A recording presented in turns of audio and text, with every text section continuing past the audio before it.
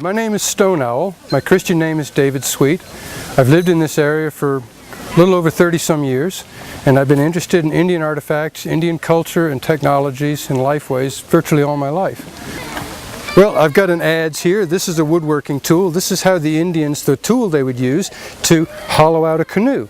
Charring the top of a flattened log and then scraping out the charred wood like this, they would hollow a canoe. It might take several weeks to do the job, but a stone tool like this with a bit of resharpening of this blade and the draw line, the plain edge like this is universal for tools all over the world, and this is a very effective tool. This is an excellent working kind of tool. Another tool the Indians were fond of using, the tomahawk. This isn't so much a weapon, this is a kitchen tool. This is a jointing tool, a game processing tool. Corn cobs could be chopped with this. Wood could be split with this. Small game could be jointed with this. The process of making a stone tool or weapon is called flint knapping. The knapper, once he has evolved an oval preform like this, wants to put notches in it or straighten the edges or even it out and make it very sharp and even possibly create a hafting area on this piece. So, protecting his hand with a leather pad like this, he takes an antler tine and presses it like so. Now that takes these fragments off of here and pushes flakes nearly all the way across the blade itself. This is a thinning process as well as a refining process.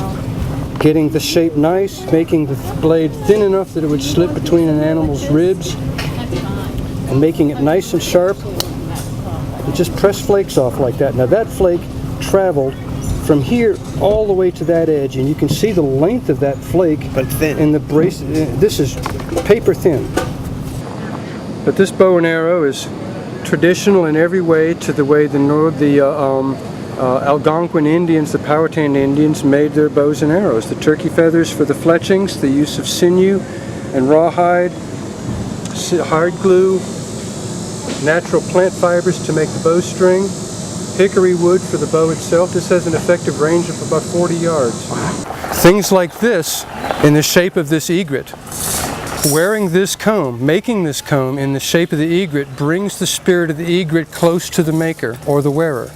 The idea here is to call the natural forces in the world around you to your aid and your benefit, to stand beside you.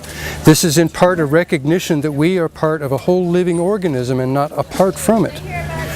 One of the reasons that I do this is for educational purposes.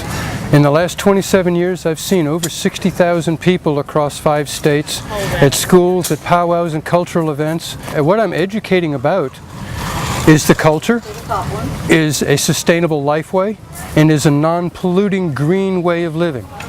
The stones, the clay, the pottery, the wood, the sinew, the animal parts, the things I use do not leave lasting residue that is harmful to anything whatsoever. This is a sustainable lifeway here that uses natural resources around us and respects the integrity of the universe and the environment around us.